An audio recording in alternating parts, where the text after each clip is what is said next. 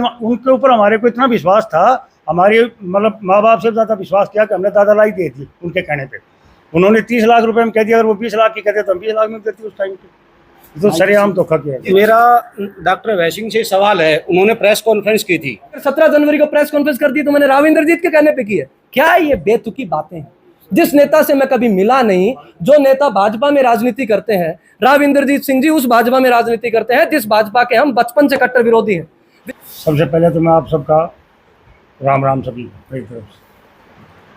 ऐसा है कि हमारी जो ज़मीन दी गई थी, अभी जो हमारे किसान हैं कहते जिन्होंने 70% लड़ाई जिन्होंने न दे रखी थी ज़मीन, उन्होंने सुप्रीम हाई कोर्ट जाके चंडीगढ़ से हैं और अभी दिल्ली चले गए थे। दिल्ली सुप्रीम कोर्ट में उनकी जो है स्टे हो गया, उसके ऊपर स्टे हो गया तो 70% केस तो वो सॉल्व हो ही गया।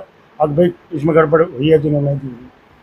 अब उसके बावजूद हम गए थे सबसे पहले, न तो हमारे पास कोई एसडीएम आया सरकार का, कोई नुमाइंदा, कोई पटवारी आया या कोई तहसीलदार आया हो हमसे पूछने के लिए कि आपकी ज़मीन इतने में ले रहे हैं, कोई नहीं आया हमारे पास। हमारे को सहमति पत्र दिया गया था कि आप ज़मीन बेचने की चूक हैं, हमने कहा भी है, बड़ा काम है, विकास हो रहा है तो हम विकास के पक्ष में। पर हमसे ये नहीं कहा गया कि आपकी ज़मीन 30 लाख रुपए में ले रहे हैं, जबकि उस कंडीशन में अगर हमारे विधायक साहब उस कंडीशन में अगर एसडीएम होते या डीसी होते तब तो उनका राइट बनता था, लेकिन वो हमारे नुमाइंदे थे, चुने हुए थे, तो वो तो हमारे पक्ष में बोलने चाहिए थे, उनका राइट तो ये था। जबकि उन्होंने हमें कुछ नहीं कहा इस मामले में। उन्होंने 30 लाख रुपए में एक बंद कमरे में कमेटी बना ली। ज़मीन जो हमारी गई है, जिस भी भाइयों की ज़मीन, सबसे ज़्यादा ज़मीन हमारी गई है। उन गाँव में थोक है 3, कोटड़ी वाले, दुर्गा वाले और जोड़ा वाले। सबसे ज़्यादा हम कोटड़ी वाले थोक में आते। सबसे ज़्यादा किले 125-150 किले हमारे गए हैं एक लोग अकेलों के, कोटड़ी वालों के। उनमें से किसी भी किसान की एक की भी सहमति ली हो तो हम कोई सवाल नहीं करेंगे। सीधे तौर पर अगर कहा जाए डॉक्टर अवैसी नौकरशाह से नेता नहीं बन पाए, नहीं बन पाए, क्योंकि वो तो हमारे चुने हुए, उनके ऊपर हमारे को इतना विश्वास था, हमारे मतलब माँ बाप से ज़्यादा विश्वास किया कि हमने दादा लाई दी थी उनके कहने पे। उन्होंने 30 लाख रुपए में कह दिया, अगर वो 20 लाख की कहते तो हम 20 लाख में देती उस टाइम पे, क्योंकि हमें विश्वास था उनके ऊपर।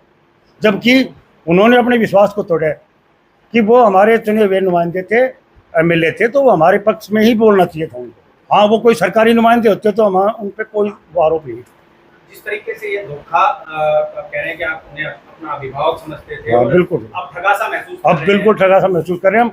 और उन्होंने तो बार बार ये कहा, अब सुरेश सभी को एक ही रेट मिलेगा, जो किसान अभी कोर्ट में जा रहे हैं चंडीगढ़ उनको भी कुछ नहीं मिलेगा, 30 लाख रुपए मिलेंगे।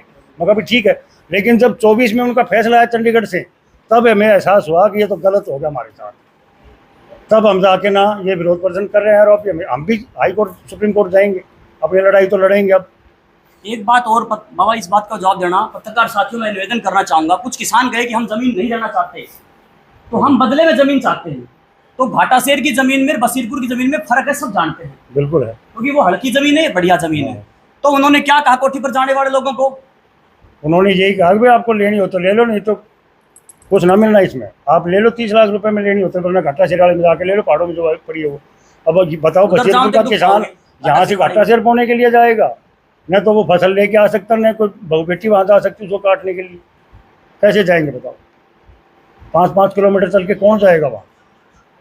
तो सरेआम धोखा किया। जिस तरीके से डॉक्टर अवैसी ने ये धोखा करवाया है किसानों के साथ में, एक जनप्रतिनिधि होते हुए, कैसा अनुभव कर रही है आपके गाँव की जनता? हमारे गांव की जनता बिल्कुल ठगा हुआ महसूस कर रही है। अब पूरा गांव एक है, हम सभी इकट्ठे होकर अब हम भी दिल्ली जा रहे हैं।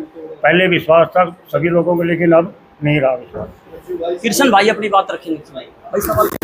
कृष्ण भाई अपनी बात रखेंगे। मेरा डॉक्टर वैसिंग से सवाल है, उन्होंने प्रेस कॉन्फ्रेंस की थी तो उन्होंने स्पष्ट कहा था कि भाई आपके 2013 भूमि अधिग्रहण अधिनियम के तहत 30 लाख या इससे कम ही बन रहे थे, हमने आपको पूरे पैसे दिलाए हैं। मेरा उनसे पूछना है कि अगर हमारे इतने पैसे बन रहे थे तो बचे हुए किसान हैं, उस टाइम तो 154 किले बच रहे थे, वो भूमि अधिग्रहण बिल के तहत वो ले लेते, 9 साल में प्रोजेक्ट पूरा हो जाता, क्यों नहीं लिए गए वो? अगर कानून के हिसाब से सही पैसे थे तो वो किले क्यों नहीं लिए गए? प्रोजेक्ट को चालू क्यों नहीं करवाया गया? 2024 में जो फैसला है उसमें स्पष्ट तौर से कह दिया कि हमें मुआवजा गलत मिला था, हमें शुरू में गुमराह करके लिया गया कि आपके 30 लाख बनते हैं, चाहे आप कहीं जाओ हम वैसे लेंगे जमीन, 30 लाख मिलेंगे, इससे ज्यादा आपको पैसे नहीं मिल सकते, चाहे आप कहीं चले जाओ। दूसरी बात, घाटा शेर की जो जमीन है वो बिल्कुल बंजर भूमि है, मूसा डाडी पैदा होती है वहाँ, आधा किला मतलब 50 किलो 40 किलो पूरे साल में इतनी पैदा होती है। हमारी जमीन है रेलवे लाइन के टच है, नहर की जमीन है, नहर के पास भी है, और 80 फुट के रास्ते जो 100 फुट का रास्ता उस पर भी थी, सारी समतल भूमि, उपजाऊ भूमि। तो सारी की सारी जमीन केवल 30 लाख रुपए में ले ली, और उनकी बंजर भूमि 30 लाख में और हमारी भी भूमि 30 लाख में। बताओ एक रेट, समान रेट कैसे? अच्छी जमीन और बुरी जमीन का एक ही रेट। नहर के पास सिंचाई भूमि, रेलवे लाइन के पास बिल्कुल टच में, जो रेलवे लाइन नारेडी में जो 80 लाख मिले हैं, हमारे गांव की रेलवे लाइन के साथ लगती हुई जमीन के 30 लाख दिए गए। ये हमारे साथ तो प्योर अन्याय हुआ है। इतना ज्यादा अन्याय हम सहन नहीं कर सकते। हमें तो अब आंखें खुली 2024 में, हमें तो इतना गुमराह किया गया था कि 30 लाख से ज्यादा तुम्हारे पैसे नहीं मिलते, जमीन देनी है तो देनी है, जबरदस्ती लेंगे, इसलिए हमने दे दी। इसीलिए कंसल्टेशन अप्लाई कर दो। 30 लाख सहमति पे हमारे कहीं साइन नहीं है। हमारे परिवार के 170-80 किले गए हैं, जिसमें कुछ एक बच भी रहे हैं, लेकिन हमारे परिवार में मेरी खुद की, पिताजी के, चाचा के, भाइयों के किसी के साइन नहीं है, सहमति पे भी नहीं है। अगर वो सहमति में साइन भी दिखाते तो भी गारंटी है, लेकिन रजिस्ट्री करा दे देनी पड़ेगी। तो 30 लाख में इससे जबरदस्ती लेंगे तो क्या करें बताओ? उस टाइम इसलिए दी थी जमीन। अब 2-3 बिंदु छूट गए, मैं रख देता हूं। आदरणीय पत्रकार साथियों, जो ये सहमति की बातें हो रही हैं, लोग आए और जिनके पास जमीन नहीं है उनके भी साइन करवा लिए, रूटीन में सबके साइन करवा लिए। बाद में प्रोजेक्ट में जमीन ली गई या नहीं ली गई।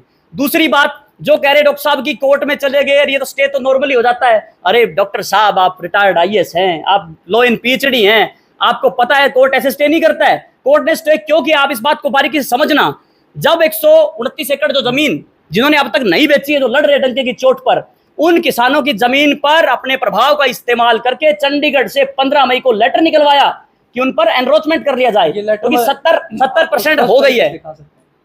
उस पर कब्जा करने के लिए तब सुप्रीम कोर्ट ने स्टे किया है कि आप किसान का स्टेटस बहाल। ऑफर लेटर निकलवाया था। और सुनो, एक बात और बतानी भूल गए, ऑफर लेटर निकाला बाद में कि हम आपको 43 लाख देंगे, आप बेच दो। तो फिर आप 30 से ऊपर क्यों जा रहे हो? आप 30 से ऊपर देना, 43 लाख क्यों पहुंचे आप? ये ऑफर लेटर निकाला है, अवार्ड नहीं, ऑफर लेटर कि 43 लाख देंगे, आप दो नहीं। उसके बाद 15 मई को लेटर निकाला कि इनकी जमीन पर 70% किसान दे चुके हैं डायरेक्ट पर सेल में, आप दे दो नहीं तो वो करेंगे। तब सुप्रीम कोर्ट ने स्टे किया है। ये बदमाशियां, ये नाटक, ये उस किसान के साथ जो धरती का सीना चीर कर अन्न पैदा करता है, इस नांगल चौधरी की सरजमी पर जो किया है, उसी की सजा 2024 में जनता ने दी है। किसी ने किसी को जो आरोप लगा रहे राजनीति करने के, खुद उन्होंने किसान को ठगा है, उसकी अंतरात्मा ने जो बद्दुआ दी है, उसी की वजह से चुनाव हारे हैं और किसान अपनी लड़ाई लड़ रहे हैं, किसानों को भरमाया गया है। ये सारा का सारा प्रकरण आपके सामने। आपको याद होगा जब मैंने पहली प्रेस कॉन्फ्रेंस की थी तो उनके समर्थकों ने उन्होंने कहा कि तेजपाल तो ऐसे ही कह रहा है, सब कानून के अनुसार निर्धारित हुआ है। डॉक्टर अभय सिंह ने खुद माना है कि 2013 भूमि अधिग्रहण कानून के अनुसार जमीन नहीं थी, सहमति पिछले इंटरव्यू में उन्होंने खुद प्रेस कॉन्फ्रेंस में कहा है। और ये तो लेटर है 15 मई 2026 का। ये लेटर इन किसानों को जारी हुआ कि आप अपनी जमीन पर मतलब जोर जबरदस्ती कब्जा करने के लेटर जारी हो रहे हैं 15 मई 2026 को, जब किसान पहुंचे। और जब मुझे जैसे ही पता लगा, हमने कहा कि सुप्रीम कोर्ट में लड़ाई लड़ेंगे। और मुझे बहुत खुशी है, मैं धन्यवाद देता हूं आदरणीय प्रशांत भूषण जी का, तमाम लॉयर्स की टीम का, कि उन्होंने मजबूती से केस लड़ा और उस पर स्टे करवाई। और उस स्टे पर क्या कह रहे हैं वो, जी ये तो नॉर्मल प्रक्रिया है, स्टे हो जाता है। उन्होंने उसको औपचारिकता बताने की कोशिश की। स्टे ऐसे नहीं होता है। सुप्रीम कोर्ट के जो जजेस हैं उनको सबको पता है, सुप्रीम कोर्ट कभी भी किसी इंडस्ट्री के, वो हमेशा जस्टिस की बात करते हैं, ना वो किसी इंडस्ट्री के खिलाफ होते हैं ना लोगों के खिलाफ। वो जो सही होता है वही जजमेंट देते हैं। सुप्रीम कोर्ट को लगा कि कहीं न कहीं इन भोले भाले किसानों के साथ ठगी हुई है, इनका 2013 के भूमि अधिग्रहण कानून के अनुसार मुआवजा नहीं मिला है, इसलिए स्टे हुआ है। और वो स्टे को औपचारिकता बता रहे हैं। और मैं आपको एक बात और कहना चाहता हूं अंतिम में, वो कह रहे हैं कि जी बार बार एक ही बात कही जा रही है। मैंने आपको डॉक्यूमेंट दिखा दिया, अब तो दूध का दूध पानी का पानी हो गया। मैं पहले ही बता चुका हूं कि मैंने पहले भी प्रेस कॉन्फ्रेंस की थी। कुछ लोग सवाल करेंगे कि साहब राव साहब के बोलने के बाद आपकी प्रेस कॉन्फ्रेंस हुई। अरे मेरे पास तो जैसे जैसे डॉक्यूमेंट आएंगे वैसे वैसे प्रेस कॉन्फ्रेंस में कर रहा हूं। आपको पता है लॉजिस्टिक हब के डेवलपमेंट से रिलेटेड बहुत सारे डॉक्यूमेंट 2026 में जारी हुए हैं, 2025 में जारी हुए हैं। तो जैसे जैसे डॉक्यूमेंट आएंगे वैसे ही तो हम प्रेस कॉन्फ्रेंस करेंगे ना। क्या मेरी कोई पर्सनल समस्या नहीं हो सकती है? मैं तो ये नवंबर दिसंबर में प्रेस कॉन्फ्रेंस करने वाला था। मेरी वाइफ प्रेग्नेंट थी, मेरे पर्सनल प्रॉब्लम्स थी, मैं उनका ध्यान रखने के लिए मैं बाहर नहीं जा पा रहा था। डॉक्टर ने मना किया था साथ रहने के लिए उनके, बिल्कुल मैं उनका केयर कर रहा था, इसलिए मैं नहीं कर पाया। और मैंने अगर 17 जनवरी को प्रेस कॉन्फ्रेंस कर दी तो मैंने राव इंद्रजीत के कहने पे की है। क्या ये बेतुकी बातें हैं? जिस नेता से मैं कभी मिला नहीं, जो नेता भाजपा में राजनीति करते हैं, राव इंद्रजीत सिंह जी उस भाजपा में राजनीति करते हैं जिस भाजपा के हम बचपन से कट्टर विरोधी हैं। विद्यार्थी जीवन से भाजपा के खिलाफ में आवाज बुलंद की है, चाहे कॉलेज लाइफ हो चाहे अपनी पूरी जवानी में, क्योंकि हम मानते हैं कि भाजपा एक पूंजीवादी ताकतों की पार्टी है।